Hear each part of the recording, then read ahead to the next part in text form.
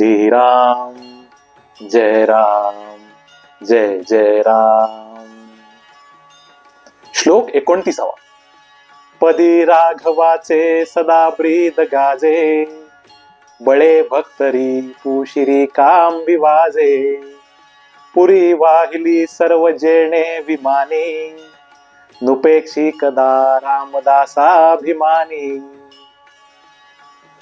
अर्थात प्रभू श्री रामचंद्रांच्या पायातील तोडर त्यांच्या भक्तांच्या रक्षणाच्या प्रतिज्ञेची ग्वाही देतात.